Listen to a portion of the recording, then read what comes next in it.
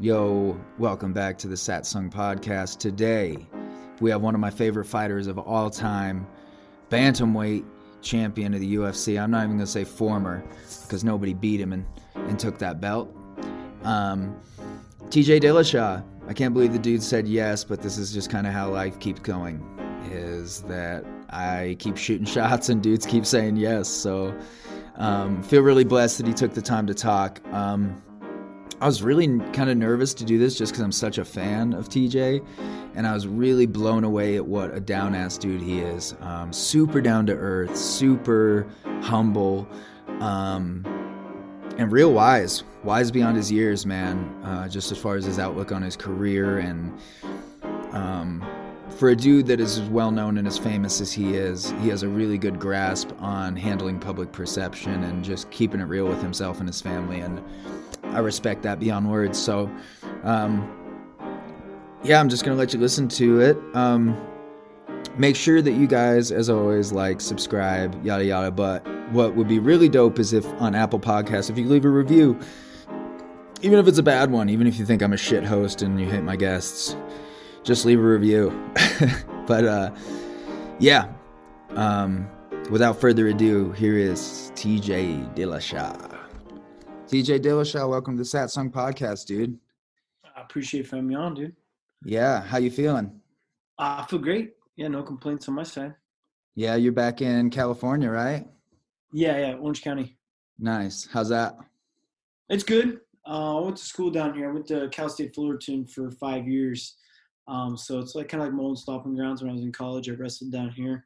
Got a lot of friends down here, and those friends have started families, and so I got some close family friends down here. And as well as I moved back down here for a strength and conditioning coach, Sam Calavita, and started creating a camp out here.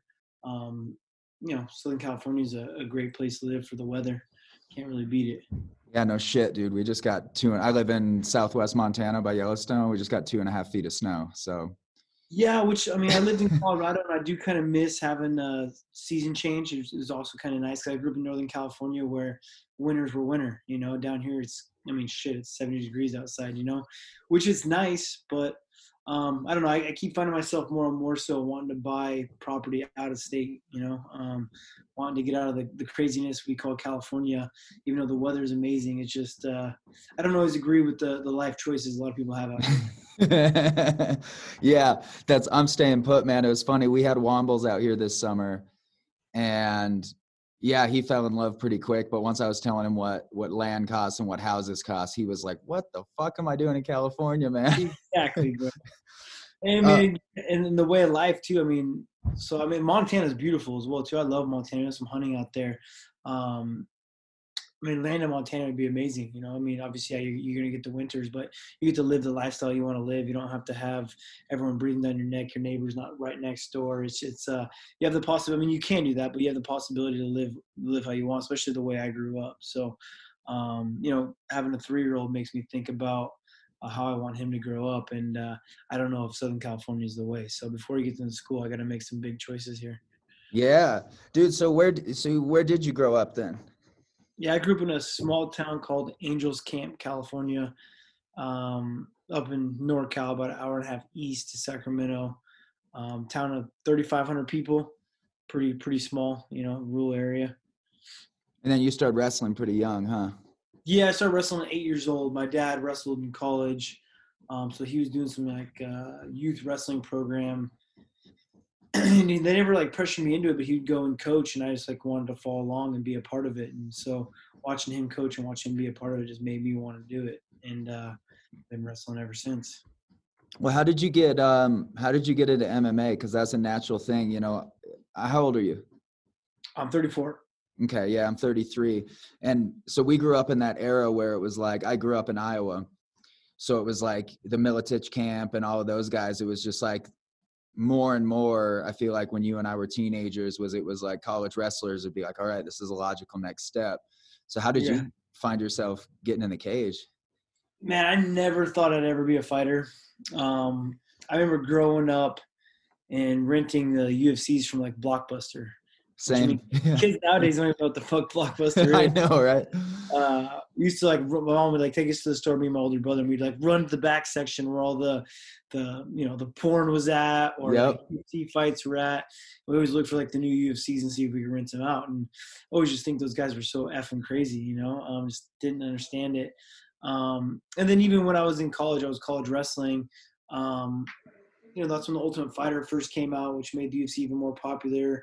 My mom told me at the time, she's like, "Oh, I know one day you're probably going to be a fighter," and I didn't have any idea of even doing it. I was, trying to chase some dreams in wrestling, and then also I enrolled after I graduated college. I enrolled myself in grad school to become a physician's assistant. So I had no path of ever becoming a fighter. But my assistant wrestling coach at Cal State Fullerton was Mark Munoz. Oh shit. He was in the UFC at the time.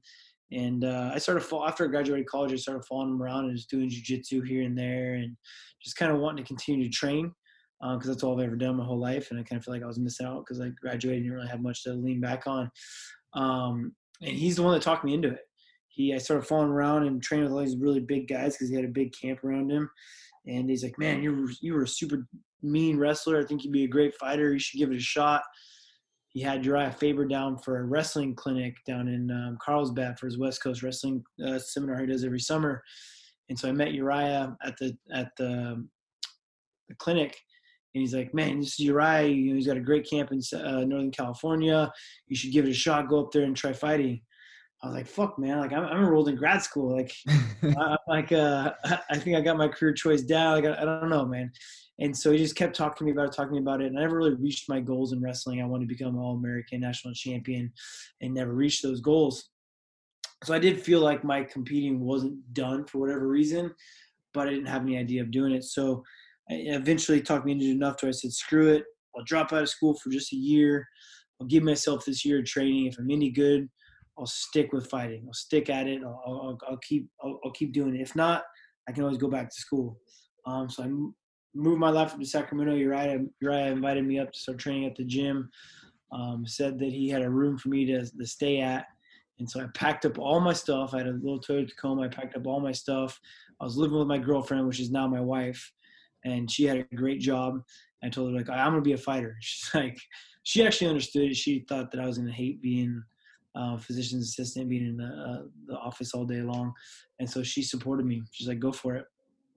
So I moved up there, and I told Uriah when I was going to be coming up. When I got there, he wasn't even – I don't even know if he was in the country. He was out of town. Forgot that I was even coming. Didn't have a room for me like he thought he had. But I was like, you know what? I got all my stuff here. What am I going to do? So I started living on a couch in one of his houses that he owned on what he called the block. So that's Wowzers. When was your first fight? How soon after that was your first fight? 3 months. I did 3 months of fighting. It was an amateur fight. Took my first amateur fight 3 months after. Within a year, I had 4 professional fights under my belt, 6 fights total, and then I got an Ultimate Fighter within that year. Yeah, it's been crazy watching your style evolve because it used to be really wrestling heavy, and I think a lot of guys early on were wrestling heavy, but you used to be like, yeah, you're like a college wrestler that could scrap, Yeah. And then after you started training with Dwayne, it was like a whole fucking gear shift. Dude, your fight with Renan Barão, that's like top 3 favorite fights of mine of all time, dude. Just a fucking clinic, dude. It's still today, it's by far my favorite fight that I've ever been in. For multiple reasons, like being an 8-1 underdog, no one ever expecting you to win. No one even knew who I really was yet at the time. I hadn't even been on a main card of a pay-per-view event. So I got skyrocketed to the main event of a big pay-per-view card. And then just to have such an epic fight, it's like one of those, it's a fight you game plan. Every fight you go into, you have this game plan of how you want the fight to go. But they always change, right? Like throughout the fight, your game plan always changes. Nothing ever goes the way you want it to. Well, this is one of those fights where it went exactly how I wanted it to. Everything I saw happened.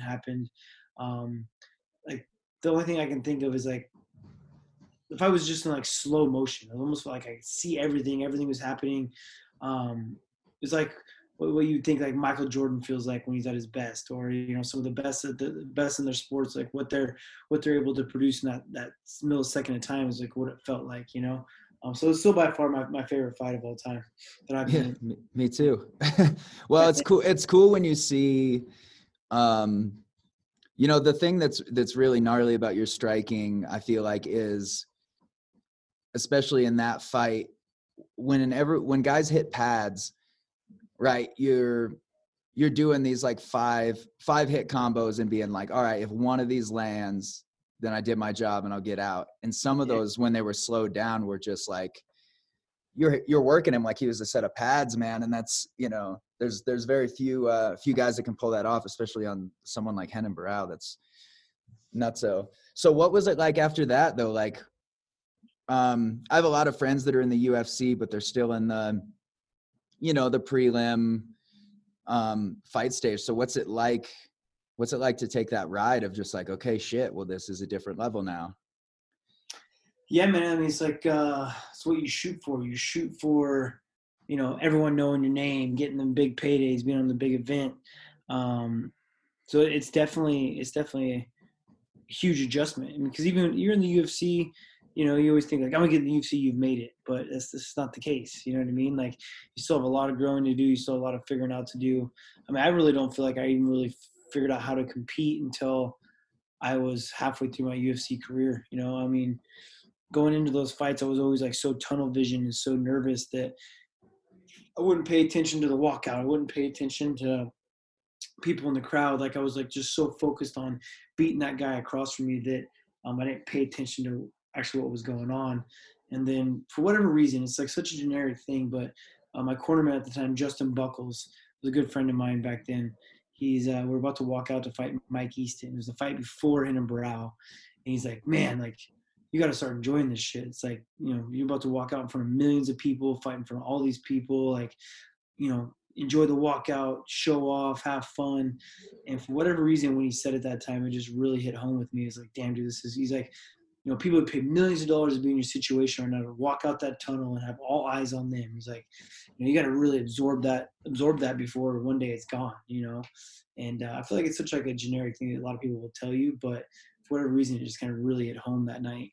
And I had fun. I had a lot of fun that night. I fought Mike Easton. It was probably to that date, it was my best striking performance going into a fight. I mean, I had some knockouts and stuff, but this is like another one of those fights that went so smooth. And my new style with Dwayne, I think it was only like my, I don't know, fourth fight under Dwayne. He started really to pick up, and just things went so smooth. My movement was great. And I remember like paying attention to my walkout. I remember seeing Shaquille O'Neal front row.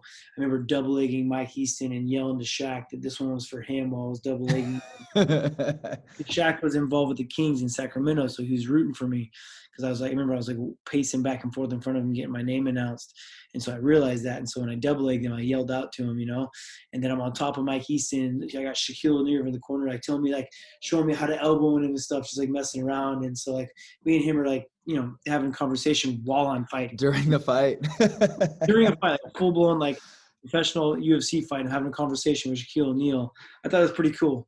And so I felt, I don't know, I felt so much more at ease than when I was like trying to show off and just have fun. And so ever since that fight, that's how I've used that. I've used that mentality going out for a fight. Even when you're deathly nervous, you almost got to trick yourself into having fun. Like you should be scared and you should be nervous. I feel like if you're not, it's when you're overlooking your opponent and anything can happen. So you want to go out there scared, but you also want to go out there enjoying being scared, because that's like the only time you really feel alive. I mean, I feel alive with a lot of things in my life, but nothing will compare to the walkout and getting ready for a fight and getting your name announced and those first couple blows you're about to throw. It just like, there's so much adrenaline and so much hype behind it that, you have to be scared, but you got to enjoy that being scared, that scared. You got to be enjoyed being that alive. So. Yeah, that's the thing that freaks. I have a neck surgery in December, but I was talking about, obviously I'm not touring for a while. So I was talking about taking an AMI fight this winter, but I just found out I have to have neck surgery. But that's the part that like freaks me out, is that like I do great in the gym. I feel loose, I feel comfortable, but that idea of just like, oh shit, like this is actually fucking how, like, I just can't imagine getting over that. And you hear guys, they all say the same thing. It's like, no, man, you got to use it. And I'm like, I don't know, dude. I don't know how the fuck you use that, you Well, know? I think you gotta kind of like tie it into any kind of performance. Like, I mean, when you're performing in front of people, you're fucking showing off, to be honest. You know, you're going out, Mm-hmm. you're showing off your skills. People are paying to be there because you're that fucking good at something. Um, and so you got to kind of like absorb that same energy that you do in any kind of other performance, and do the same shit. Yeah, sure, you might not be as good at one thing as the other, but use that same energy. You know, it's going to give you your best chance of performing to your best. Even if you're not the best fighter in the world, you're still going to have a better chance of being your better self. Dude, I would have never even thought you were nervous. There's one time in particular that I remember watching you fight. It was the first time you fought Cody. They'd announced you guys and they brought you to the center, man, and you took this, you had this shit-eating grin on your face, and you took this huge deep breath and smiled, like such a like heartfelt smile. Like you didn't want to be anywhere other than standing right there in that moment, man. You don't, to be honest, you know, you don't. I mean, you're scared as fuck to get in there. You're scared as fuck. And not so much like you're not scared to get hurt. You're not scared to, that stuff's nothing. I mean, you get hurt more in the gym than you ever want to fight. But this being scared to perform, right? Scared to like, I put all my life into this fight. I put all my life into getting that belt back. I put all my life and all and all the bullshit that went into that first Cody fight as well, too. Talking all the bull crap. It was all about to be done. It was all coming to that moment. So like that's like what you need to absorb that exact moment. So that's what I was like. I think that's what I was doing, you know, during that face off, and just knowing that, I don't know, being confident, knowing you had his number. It's like, all right, bitch, let's do this. You know, Yeah, it's like, and the talking's done. yeah, you can run your mouth all you want, but now you know, like, and we've trained a bunch together, so he knew what he was getting himself into, you know. So for me, it was kind of like, all right, dude, this is fucking it, you know. Yeah. Like, you can say all the bullshit you want, try to be the superstar you want to be, but ultimately you got to fucking get hands put on you. So, Well, it was cool seeing you and Dwayne throughout that whole season. I actually just rewatched it a few months ago, because I got a shitload of time on my hands now. I've been going back and watching all of them, but I just went back and watched it, man, and there was just so many times during that season where I was like, how do you not just pop off and be like, man, fuck you? Like, you just handled it so chill, just like, all right, man, all right. And it was like relentless, dude. And not just from him, but Buckles. It was just like, fuck, boys, come on. You know? I know, and I mean, that show took a lot of energy. It took a lot. I mean, I remember getting home from Cody, and I also put a lot into it too. I gave my guys as much as I possibly could, because I know that when I was on the Ultimate Fighter, I would have appreciated it. You know, I had Michael Bisping as a coach, and you know he did good. I mean, it was for where I was at, it was a good job, but you know, I mean, he was there to also party and have fun and be Michael Bisping and go out to the clubs and do all the stuff. So I just knew that when I was there that I would have appreciated a coach to give me my all. So I did that. But I would get home from filming all day long and just be dead, exhausted, tired, and not so much from the effort of working out, but from just the effort and the anxiety of just having to like just deal with Team Alpha Male, you know, like guys that I used to call some of my best friends, they're gonna have to like argue with on TV was just like so emotionally draining, you know. So that was by far the longest camp. I mean, we filmed that Ultimate Fighter the beginning of 2017. So the end, I think it was December, like through just that was actually so beginning of 2017. We didn't fight till November of 2017 because Cody got hurt. We were supposed to fight in July. Just that whole build up to that first fight was like just so long. You know what I mean? So that smile was very, very well worth it, you know? Yeah. So what's it like being, what's the big differences between being out in Colorado with Dwayne and being back in Cali now? Yeah, man. I mean, I miss being in Colorado. I mean, we had our son, so we want to be closer to family. I'm from California. We're still a good 7-hour drive, but at least we're not on a flight to see family. So that was kind of one driving factor, as well as strength conditioning coach I met out here, some training partners. Just the lifestyle was missing California a little bit, but now I'm you know, kind of mad that I sold my house in Colorado because I'm missing the time out there with Dwayne, you know, especially during this pandemic when people are locked down. It'd be nice to have Dwayne there, you know, all the time. So I'm trying to get as much training in as I can. kind of filling that void of not having Dwayne here every day. But here in the real near future, I'm going to go spend some serious time out in Colorado, go rent an Airbnb or something and put that time in with Dwayne, because not only do me and him see eye to eye, but he's just the best coach in the world, man. If he actually cares for you and cares about how your career does, he's in it. He puts more effort into it than I do myself. And when you find that in someone as a coach, you don't let it go, you know? So as long as he still wants to coach me, like, I'm going to put my time in out there as much as possible, you know, which I'd imagine he does. It's just, you know, you never know where everyone's life takes you. Totally. Yeah. I actually just got tattooed a few weeks ago in Denver, and the dude that tattooed me tattoos Dwayne, and they're buddies. Okay.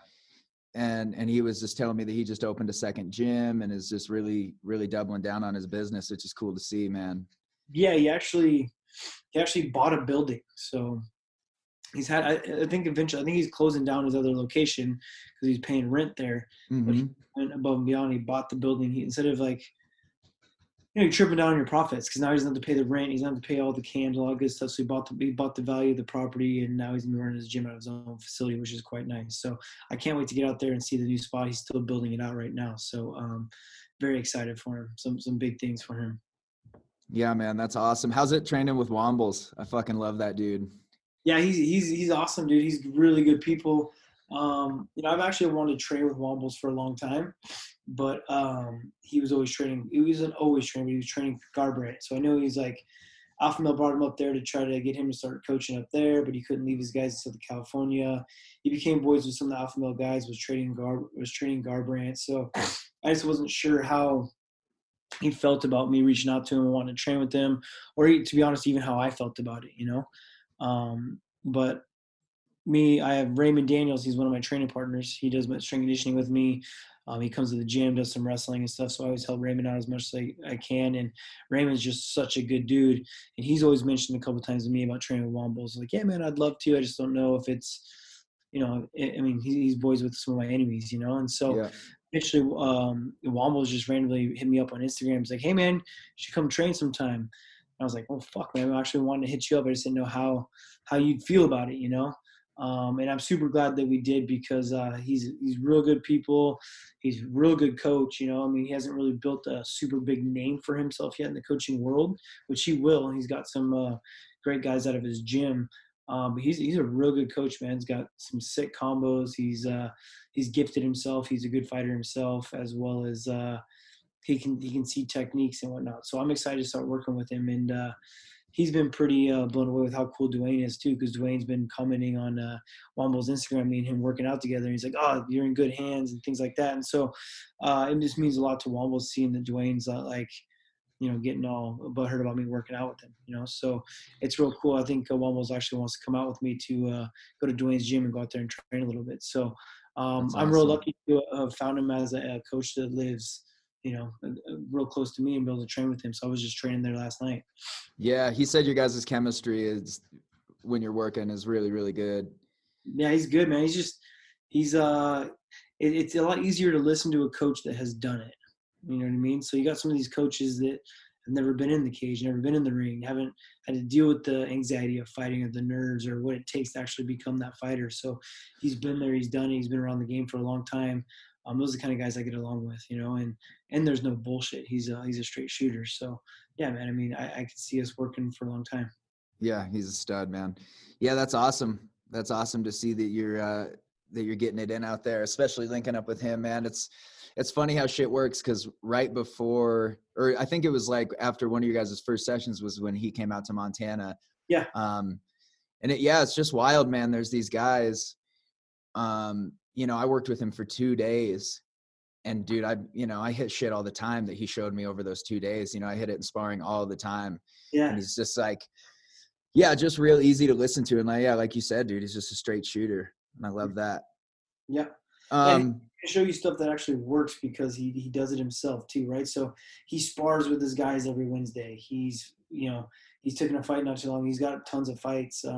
He's not going to show you some like Floyd Mayweather 18,000 punch combo while in the midst, like just doing this kind of, like, you're actually drilling stuff that you're going to do in your fight, you know? So it's nice. It's nice not just to have like a cardio kickboxing coach.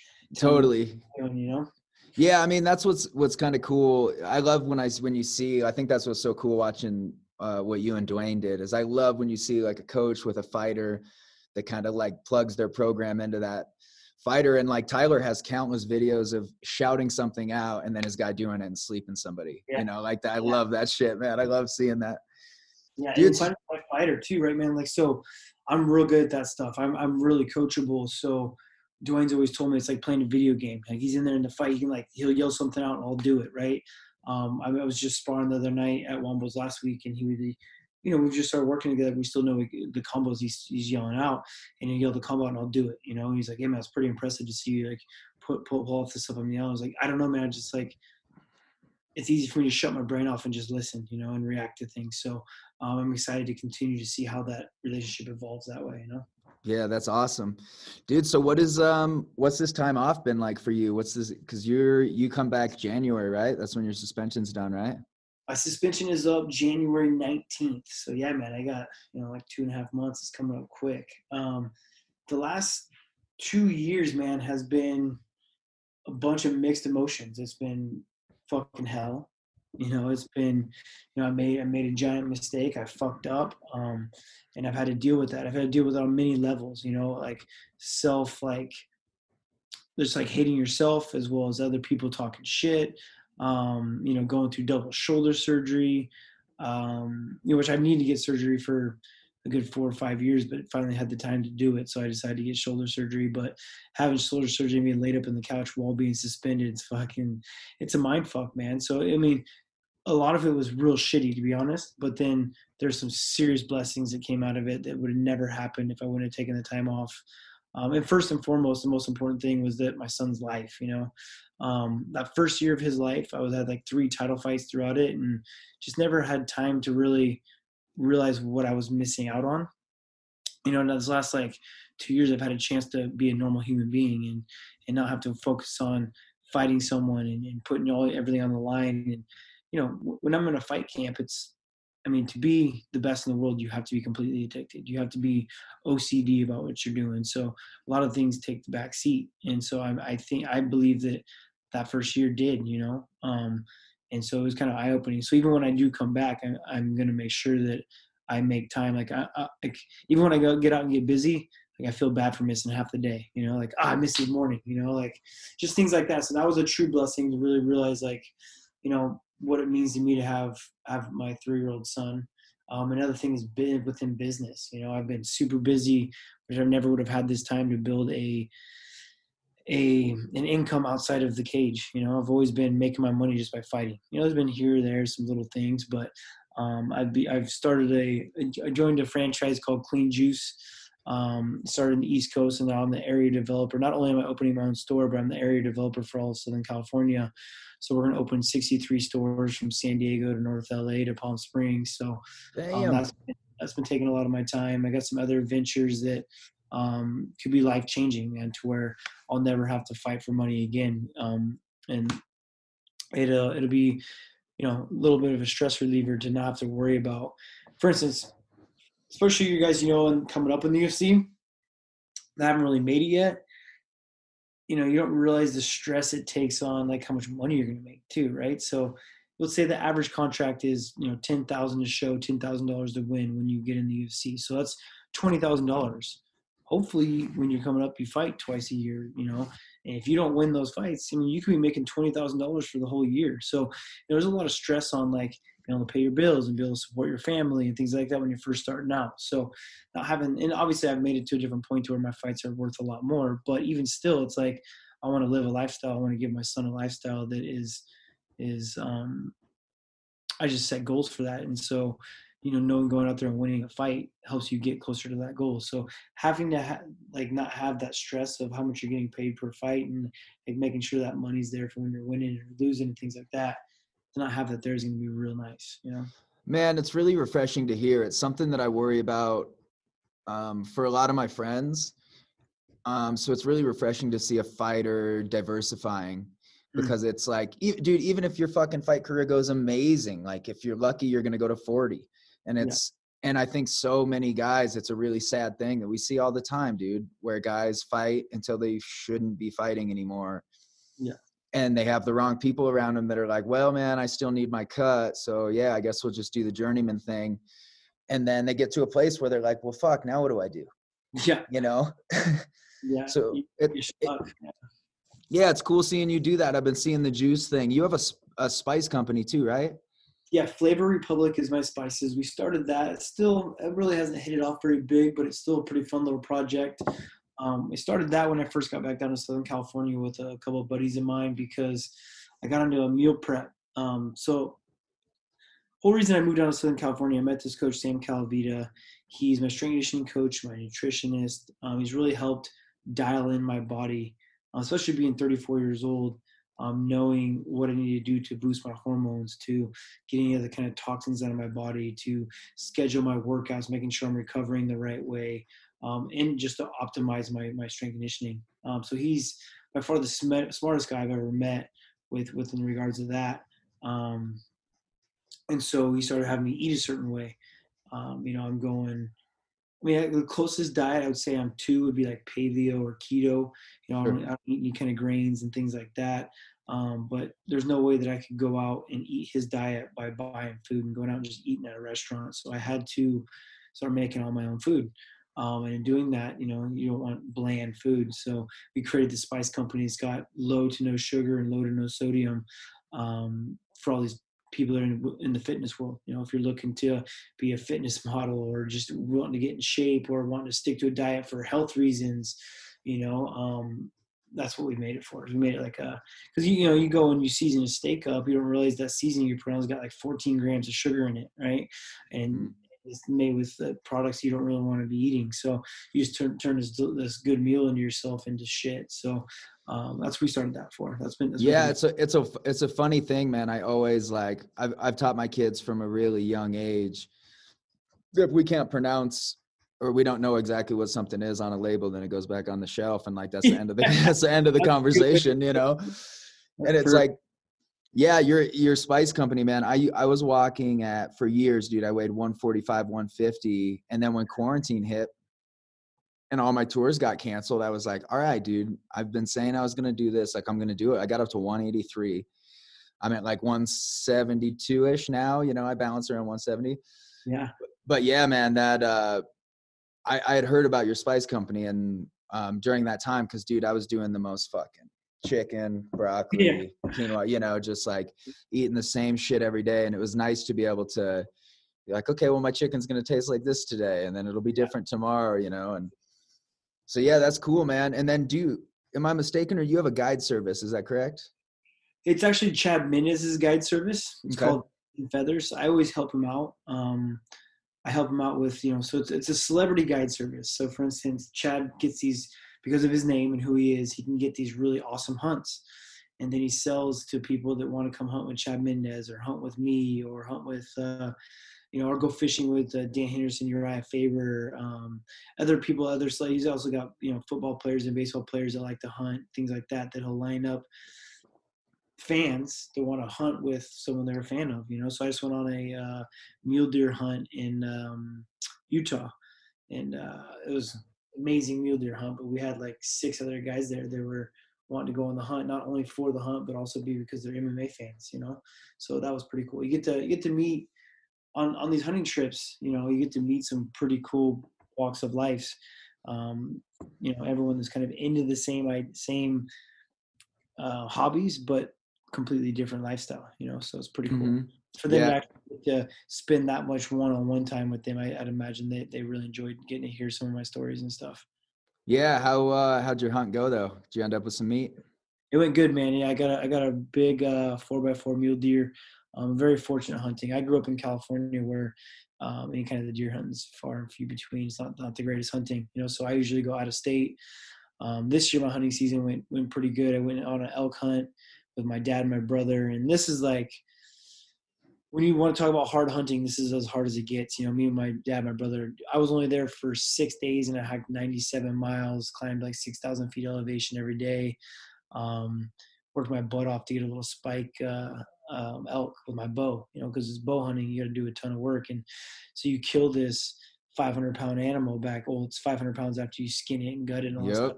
pack it out 10 miles, and like it's a ton of work. So that's what I really love to do. And then this mule deer hunt was a very fortunate situation. A lot easier hunting, but still a challenge, you know. So Yeah, man, I was just out for 4 days in the area we were at, and so yeah, same thing. We did something like 27 miles in 3 days. yeah, And yeah, people don't realize, dude, I have a lot of my fan base that are vegan or vegetarian, and I've taken it amongst myself to educate people like, A, most of the money for conservation in the state comes from people like me buying tags. yes. But B, go stand in front of a fucking Burger King and yell at somebody, dude. Like, how much work goes into me getting that from out there to my freezer. Yeah. But yeah, dude, we got skunked. Yeah, exactly. You guys got skunked? Well, dude, the area that I was at, you could only take bulls. You couldn't get cows. Gotcha. And on day 2, we get up 5. We get up there when it's still dark, and I have this perfect spot, dude, this perfect vantage point. I sit for about an hour, and then I was like, all right, I'm going to get my hash pen out of my bag. And I turn around, and I hear, "Brap," and turn around, 2 monster cows, dude, 30 yards from me. Yeah. Just sitting there staring at me. And then they walk to an even better vantage point, and they're staring at me, and I couldn't take them, Yeah. So, and that was the whole weekend, dude, or the whole week was just like coming across these huge cows and not being able to take them, which for meat, I'd take a cow over a bull anyway, but yeah, the meat's super good. The cow meat's really, really good. That's what I got not this year, the year before, I got a 7x7, real big bull. And he was, he's good. He's eating. He's pretty gamey though. He's pretty tough. Toward this year, I got a little spike bull, and man, the difference in the meat is night and day.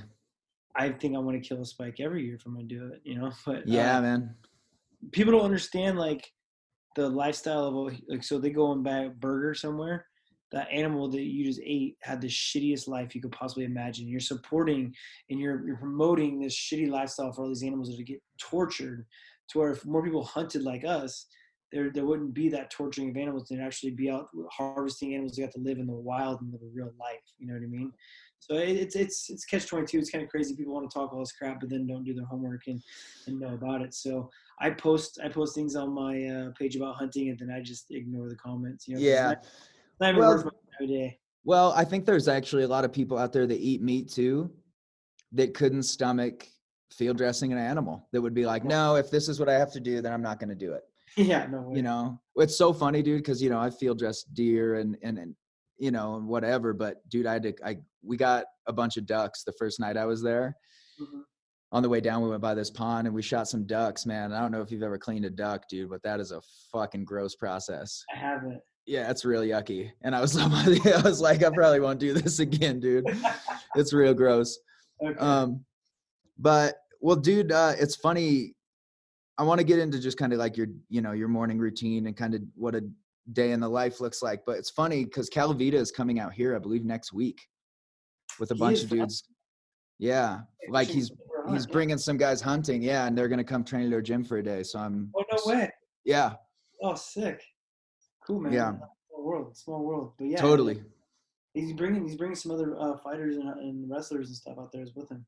Yeah, that's what he said. Hopefully we just have a room full of killers for a day and just get some good training in. Oh, you will for sure.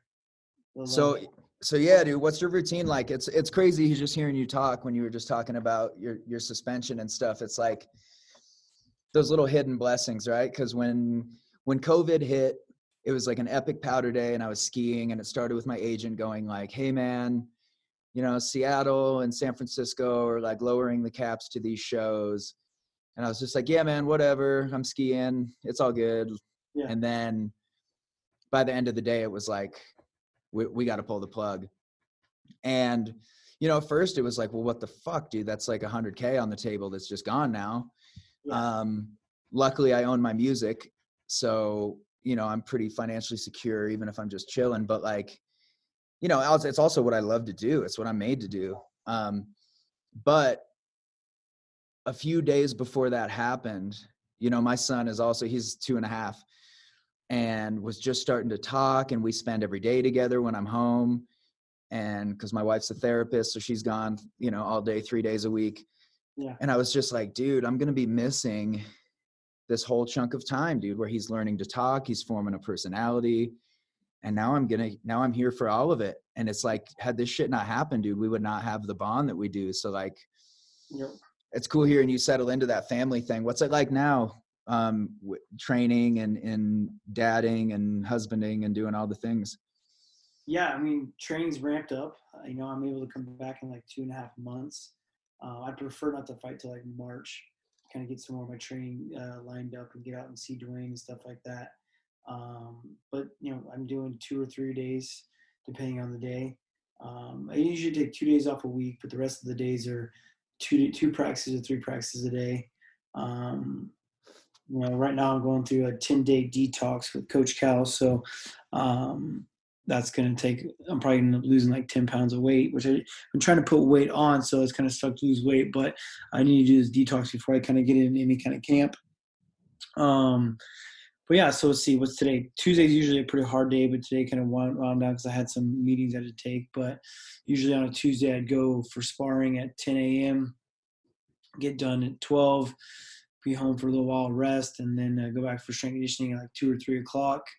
And strength conditioning is a completely different level with Sam Calavita. It's like one of those ones where you get nervous to show up to his house because you're gonna get tortured. You know what I mean? Like, but I've never felt better in my life when it comes to a fight. But that whole lead up to a fight just sucks, man. It's a ton of work. So sparring to that, and then I do jiu-jitsu at night. So Tuesdays are my really hard days, and I take Wednesday off, and then it starts building back up. Thursday, I'll probably be like a 2 a day. Friday will be, pretty hard. And then Saturday I crush it again with strength conditioning. So I take Sunday off, trying to learn how to taper my body the right way so that I can get the gains rather than overtraining and never coming out of that hole, Yeah, man. So how do you balance? Because for me, a big struggle I had was when I was putting on weight, the only cardio I was doing was jiu-jitsu and sparring. That was it. Well, you can't do cardio if you're going to put on weight. Right. So that's like the catch-22, dude. My cardio just started fucking. Oh, well, actually, so it depends. So this is a little secret of the trade. I'm sure Coach probably, you got to learn to. So right now I've been trying to put on weight, and I've by far the biggest I've ever. Yeah, been. You look fucking thick, man. Yeah, I mean, I got up to 168 pounds, and like, for me, being over 150 was good, So I've put on some serious weight. My legs have gotten huge, but right now I'm doing like a tonnage phase. I'm lifting by the ton. But Coach Cal's got it to where I'm never losing my engine either. So I'm not doing any kind of long cardio. I don't go out and decide to run for 30 minutes, 45 minutes, nothing like that. I'm doing like lactic threshold cardio. So during my workout, my rest times are usually like, maybe they'll start out at a minute. And when you're lifting super heavy and you only have a minute down, you have to go to your next rep. So I have 2 minutes down between workouts, but I have 1 minute down between sets. So you continue to push that lactic threshold. But then at the end of my workouts, I'm either doing a bike sprint or a bike power intervals, but I'm doing like short bursts. So I'm doing like, so I can continue my cardio output anaerobically, but aerobically, I can't really build it yet. But I'm not losing my engine. But now when I get into fight camp, I can keep my size. And then once I start running, I'll end up getting smaller, but I'm still going to keep a lot of that muscle mass that I built, Yeah. So, I mean, gaining weight is 10 times harder than losing weight. Yeah. It turns into a full-time job having to eat as much as you have to eat. That's the biggest pain in the ass. Oh, you don't look forward to eating anymore. It's like, I got to eat again, man. Like especially eating the shit that, to get clean calories. It's like, oh, cool, salmon, quinoa, broccoli, dope. Yeah. It's crazy how much of it you have to eat to get the calories, right? Like, yeah, you can go get a Big Mac and get 1,200 calories, but it's like to eat 1,200 calories of good, clean food. Oh, dude, it's so much, Yeah, I made this life hack. Dude, I have this shake that I make every morning that's 1,000 calories, and it's like hemp seeds, a bunch of nuts. It's all really clean. Yeah. But it's like, that was the only way for me to like lead somewhat of a normal diet life, was to get that 1,000 knocked off and be like, okay, I can kind of eat like a normal human for the rest of the day, I feel you. Man, yeah, that's like my biggest fear about this neck surgery is luckily they're not going through the front, they'll go through the back. So it's 4 weeks, nothing, zero activity, then 4 weeks of rehab, And he said I'd be 100% at 12 weeks. But what are they doing? So they haven't decided if they're going to do 1 or 2 levels. I have a call with the surgeon tomorrow. But I have a super bad bulging disc. Dude, I mean, when it was at its worst, I was getting like 1 to 2 hours of sleep a night. Damn. But it is poked out and it's close, you know, it's sitting on one of the nerves. So it's just like this big bulging disc. And I waited and I've had 6 cortisone shots. I've done the fucking gamut, man. And I just kind of learned to live with it. But then when they did the MRI, he's like, do you have any pain on your left side? Like, you got to just be hurting. And I was like, no. And he said, well, the one right above the C5, C6 is just as bad, but it's going out the left side. So they might do both. So they'll make like a little 2-inch incision. They go in there with the little scope. They trim the disc off. And then I have a bunch of growths on the back of my facet that they'll dermal down. Gotcha. Um, Yeah. So they're not fusing any of your. Nope. You're good, man. You'll be able to recover from that. Yeah, and that's the scary thing, man, is it's like, it's so weird because I have so many friends that are fighters or professional grapplers that have had the disc replacement. Yeah. That still train. And when I talked to my surgeon about it, he was like, what? Like, fuck no, you're not. No, like, what are you talking about? Like, no, I'm putting metal in your body. Like, you can't do that, dude. If something knocks loose, that's your spine. Yeah. And so many guys, like Chris Weidman, dude, that guy has a disc replacement in his neck and he fights with it, you know? It's crazy. It's scary, man. We start dealing with your spine. I mean, you're talking about doing something you love. I understand it, but like, you go and finish off your neck, you're gonna be in a wheelchair for the rest of your life, you know? Yeah. Scary thing. So yeah. So what did you have done to your shoulders? I had 2 full-blown shoulders. They were subluxing, dislocating once or twice a month, just depending on what I was doing. Throughout all my last, since I was fighting, before even the first fight with Cody, my shoulders would just dislocate all the time. So I had a torn labrum, full tear, spinatus rotator cuff in both shoulders, and frayed bicep tendons. So they had to go in there and they had to do like full blown. I couldn't have done it at the same time because I had to be in a sling for 6 weeks. It came with my arm. So I mean, I'd be double slinged. I wouldn't be able to wipe my own ass or feed myself. My wife would have divorced me for sure. I had to do one at a time, about 6 weeks apart. Full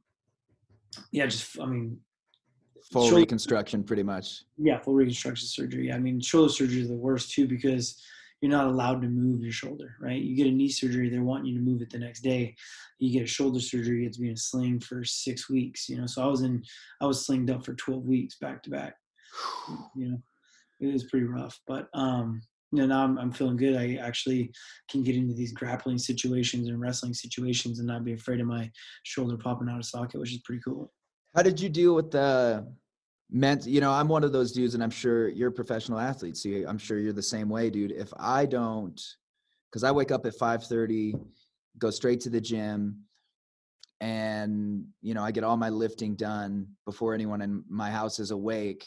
Mm-hmm. And then usually at nap time, I'll go do bag work. And like, I feel like the only thing that keeps me sane is having my training, So how did you mentally deal with the, like, well, you can't do shit, so you just have to sit here, Oh, that's why the last, when I first got surgery, the years it was just shit, like, I went through some probably serious depression that I didn't even know I was going through until now, like just fucking, a little miserable. I mean, luckily I had the escape of my son, that really saved a lot of it, but it sucked, man. I mean, like, I'm used to like burning so many calories and having that outlet to where I didn't have any, I mean, I had some business outlet, but it's just not the same. You gotta it's like the only way for me to let out my aggression is to go work out, Same. So it was tough. I mean, I probably didn't deal with it the right way. I probably drank a little bit too much and tried hiding my feelings a little bit too much, and hid behind like this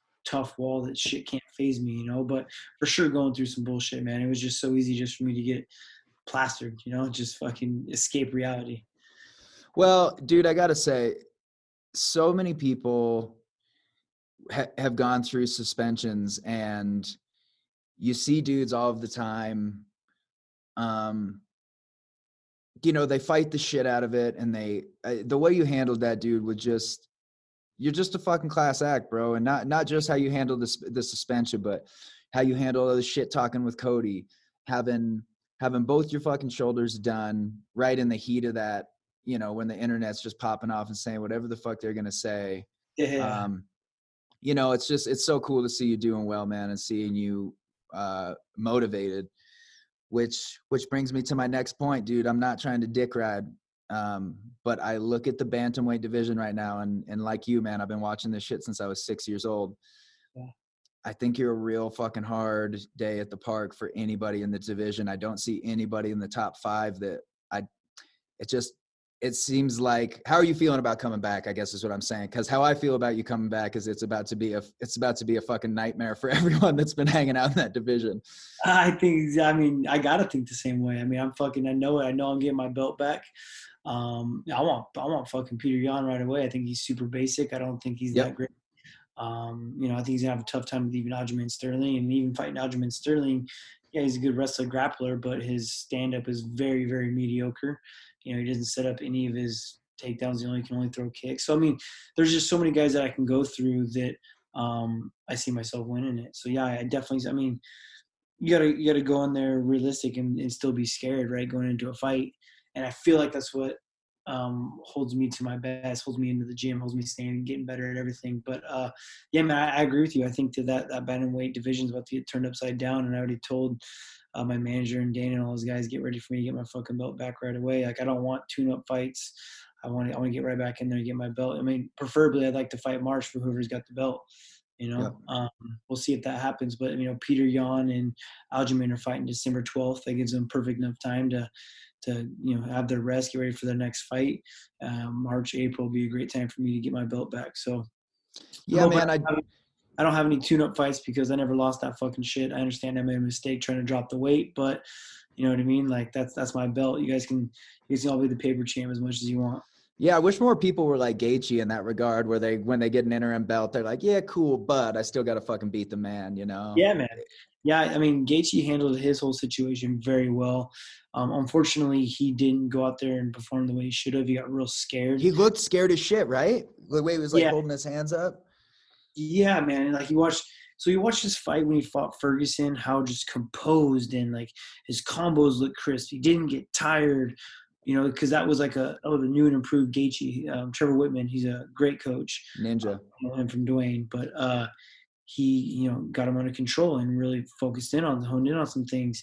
But then he was so scared of the takedowns from Khabib that he was so worried about the other guy. You can't ever go into a fight, no matter who you are. You can't ever go into a fight thinking about what that guy is good at. Yeah, you should be prepared for it throughout your fight camp. But when I walk into that cage, I can't be thinking like, oh, stay away from the takedown, stay away from the takedown, stay away from the takedown. Because not only you're not going to do what you're good at, then you're also going to be like so flustered and like you saw him running away and like getting out of the way and throwing punches and falling over. He was tired in a minute and a half. A minute and a half into the fight, I was like, oh, this is over. Like he's gassed out already, you know? So yeah, I mean, Khabib is an amazing athlete. I do think him for not even like he's lost 2 rounds in all of his career. Like you can't not call him the best. But Gaethje unfortunately didn't do his best either because Gaethje I think was his best chance at. You know, I agree. Beating Khabib if he would have fought the way he could have, you know, because Gaethje is a good wrestler, man. He wrestled in college, but you know, he just kind of got himself out of his own element. Yeah, I think it's got to be a weird thing too when you're. I just couldn't imagine doing something with someone that had never lost at it. You know, that's got to be a weird mind fuck of just like, man, this guy doesn't even think about the possibility of losing. It's never even happened. He doesn't. I fought Renan Barão. He'd never been beat. You know, 10 years unbeaten. You know, best pound for pound fighter in the world. But for me, that was like the easiest fight because no one expected me to win. You know what I mean? There wasn't this pressure. Like the reason why I get scared before I fight is because of what everyone expects me to do. Everyone expects me to be the best, or I expect myself to be the best. My wife expects me the best. My parents, like that pressure of other people and how I see myself is what I get scared for, right? But going into the Renan Barão fight, dude, I didn't have to worry about shit. I just had to worry about going out there and fucking just going, you know what I mean? Doing your best. You caution the wind and just like, you got to kind of think about it that way. I mean, it's almost easier to fight a guy that's unbeatable, because you just get to fucking go. I mean, if no one expects you to win and you lose, like, oh, no one expected it. So Yeah, yeah. that pressure that's relieved from yourself. I don't know. That's the way I thought about it. Yeah, that's awesome, man. Yeah, I'm excited for you to get back. I was training yesterday, and me and my coach were having the same conversation. I was like, man, I got TJ tomorrow, and I was like, how do I tell him he's gonna whoop the shit out of everyone without it sounding weird? And he's like, I don't think that. He's like, I don't think that sounds weird. And we were saying the same thing. It's like Peter Yan's a great fighter, man. He's got great wrestling, but there is the level of footwork and movement and everything you do. I feel like you see guys, they get like, oh shit, like, you sneak out the back door and kick people in their face. They're like, well, what the fuck, Anytime I teach a seminar or do like technique and stuff, I feel like the true success to being the best MMA fighter is keeping your opponent always guessing on what you're doing. So if you're a fighter that's only good at striking and you can go out there and only strike, yeah, you might be able to keep your opponent guessing on which strike you're going to throw. But there's so many facets of MMA that I got to keep you guessing if I might take you down right now. Well, that takedown might be a fake takedown to a head kick, right? Like all these other things, like MMA is one sport now. It's not like, oh, I'm going to go against a boxer. Oh, I'm going to go against a wrestler, right? Yep. Those select few guys, but if you can be the guy that can trick your opponent into believing one thing, giving him like a smoke show over here and hitting him over there, like that's when you can be the best. Always keeping your opponent guessing. Yeah, and that was the thing with Cody, dude, was when you fought him, both times, yeah, he got hit with shit that he did not see coming. You can see he was he was over here and then got hit from over here and turns the lights out, man. For sure. Well, I got some standard questions and then I'll cut you loose, man. I really appreciate you taking time because I know you're busy. I know you got a fam and everything. It's nap time, so it's good. Good. Yeah, me too. What's the greatest lesson that you've learned in your career and where did it come from? Probably something we've already talked about, is such the generic thing that someone's going to tell you is like, have fun, have fun with whatever you're doing. It doesn't have to be with sport. It could be within your way of life. Like whatever it is that makes you want to go, have fun with it, because I used to get so nervous that I didn't enjoy competing. I just did it because I was fucking good at it. You know what I mean? Like, but I was so nervous and so like tunnel vision that I kind of fucking hated it, but until I finally learned that, and it's so crazy that all of a sudden it just like switches when it switches, but you kind of put it in whatever perspective you got to put it in. But like for me, it was showing off. For me, it was like, I can only imagine putting on a concert, like all eyes are on you at that single moment. It's like, fuck yeah. It's the best like feeling in the world. Yeah, exactly. And learning to absorb that was the best thing for my career, the best thing for me in sport, the best thing for me to, I think, get through even these shitty situations, Yeah, that's great. What was the greatest moment of your career thus far? Beating Hindenburg, being an 8-1 underdog, going out there and having that moment to where I remember, I didn't sleep that night. I remember beating Barao and then hearing the newspaper land on my front door at the hotel room and going out there and picking it up. It's me on the front cover of the newspaper. And just, that was kind of, chasing those dreams of always being the best. I wrestled in college. I wanted to be a Division I NCAA champion, All-American, not achieving those things to finally achieve it. Even in high school, I took second at state. Always coming up just a little bit short, and I would make it to NCAA's 3 years in a row, and then I went 0-6, just like so much better than what I always proved, and sort of finally, reach that pinnacle was something I'll never forget. And it's always like, that's probably the fight that I'll always remember. Obviously beating Cody the first time and yelling in his face was quite nice, that picture, told you. Yeah. Just that picture of me like screaming, pretty much like almost kissing him, but just like screaming in his face. All I remember what I was saying was like, what? He's like fucking yelling in his face as loud as I could. That'll be a moment that I'll always remember as well too, because like especially because his eyes like weren't like quite there yet, and so that picture is just so epic. Man, that's what I love. My wife doesn't follow the sport. She's come to peace with me training, and especially after the neck injury, you know, as soon as I was able to come back and I got my purple belt and now I'm starting to teach, and I just like, she's just accepted that the martial arts is a part of my life. But the thing that I love about it is that it is so absolute. And like moments like that, there is no bullshit. All the shit talking, we're not playing ball. There's no teammate. There's nobody to point to, dude. Yeah. You came in here. I beat the shit out of you. That's the end of the conversation. There's Yeah. no, you know what I mean? There is no more opinions. There's no other take on it. It's as primal as it gets, man. Yeah. The fact that you finished him too, man. That was one of those moments watching that was just like, just magic to just know that, like, especially watching the fucking Ultimate Fighter and everything leading up to it.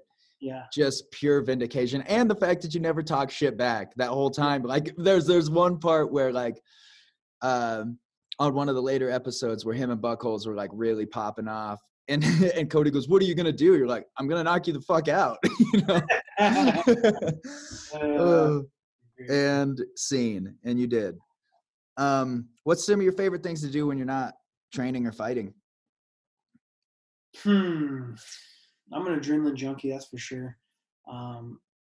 Favorite thing to probably do though is be out on my boat. I got a Malibu wake setter, which unfortunately I don't have down here right now. It's actually in Texas.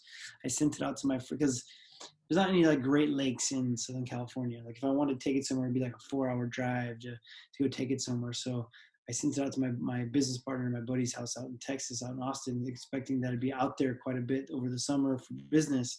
And I didn't go out there one time all summer because Man. you know what I mean? But being on my boat, I love wake surfing. Got a new YXZ side-by-side that I got to take out and go jump around a little bit. I'm a big-time hunter. Love to enjoy fishing whenever I get a chance to do it. But shoot, man, I mean, life is so consumed now by my 3-year-old. It's like, you know, I mean, any kind of free time you get, it's like, what can we do to make his day fun? You know what I mean? Totally. Like, unfortunately, like Disneyland and shit like that's closed down, but just like stuff like, you know, some sort of, even if it's at home, like something to figure out to do that's going to make his day enjoyable. It's like, it's crazy how much joy that actually brings yourself, you know? Oh, I know, man. Yeah, we've been building a lot of forts. That's been the thing recently. Yeah, that's awesome. Especially because I love doing that as a kid myself too. Totally.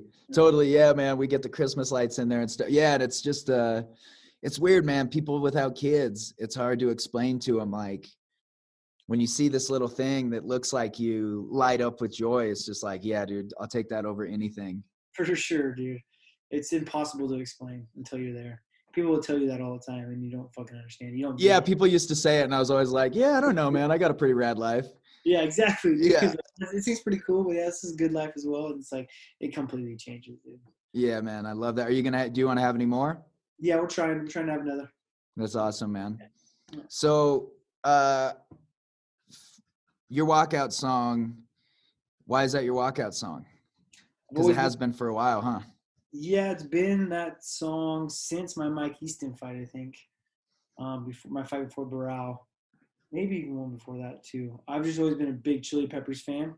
And that song just has some points in it. I mean, I even have it tattooed on my arm. Just within that song, there's some parts of it that really kind of hit home for me and like what I do as a profession. You know, I mean, might as well just start off with like get addicted to the shindig. You know what I mean? Like I love getting out there and doing what I do. And then it's really like this, like the most upbeat, and the way it starts off is just, it really gets me going, you know? Yeah. And have you met Anthony Kiedis? I know he's a huge fight fan. I have, man. I have. I got to sit with him at a couple fights now, and we went to when the Ultimate Fighter was having some like it was not My Ultimate Fighter, but they had a season with all the girls on it, and he was there at one of their parties, and so I got to hang out with him a couple times. He's a super down to earth guy, man. He's real cool.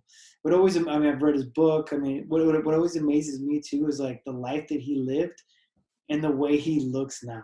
Yeah, no shit, right? Looks like he's at least a decade younger than he is, and he's probably lived the hardest life out of anyone I've ever read or thought of. You know, like it's crazy. It's crazy. Yeah, it's wild, man. There's those guys that Iggy Pop. He's another one of those guys that, you know, is like 130 and just looks like he's, you know, a really in shape 40-year-old.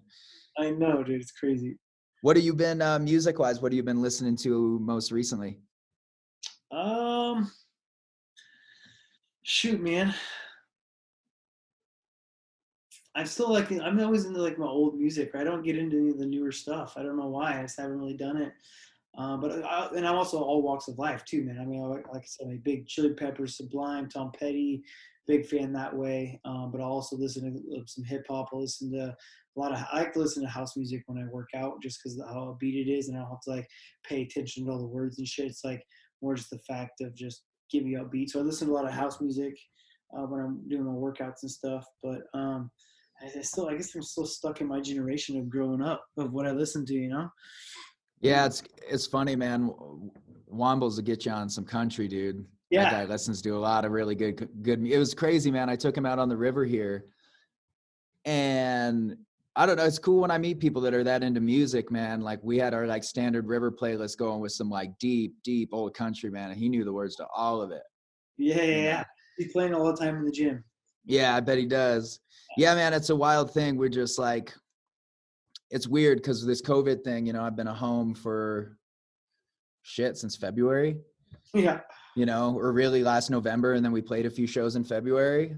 And like, prior to music, dude, I was a dirtbag. I just rock climbed and fly fished and did all the shit. And then music popped off. And, but having all this time at home, man, our next record is like first time working with a label, but it's like, lots of pedal steel and like really country vibes. Nice. And a lot of our fans are kind of hippies. So I'm curious to see what happens when we let her rip. Yeah, but dude, I mean, hopefully you keep a lot of them same fans and then build a lot of new fans as well too. Kind of broaden your horizon of your fan base. Yeah, that's what we're hoping too. And it's cool too, man. I don't know many musicians that are into the shit that I'm into. Most musicians just play music, and like, it's just cool, man. I'm glad that we got to connect because, that's been a big part of touring for me the past 4 years is wherever I'm somewhere, I'm like, okay, cool. Where's the gym at? Like, I always am on social media. Like, where should I come train? I got 2 days. And it's wild as I'm sure, man, it's just crazy how small the MMA community really is, man. It's like everybody knows everybody some which way. So it's just, yeah, it's cool, man. It's cool.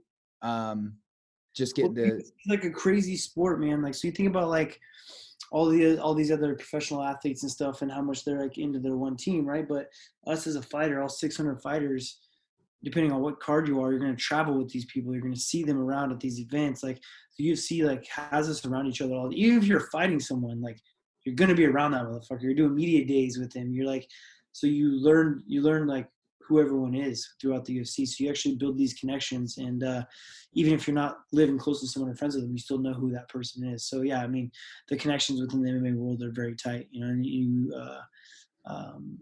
everyone's attached at some point, So. Yeah, it's cool too getting to go to gyms as a guest rather than like the dude that's just showing up.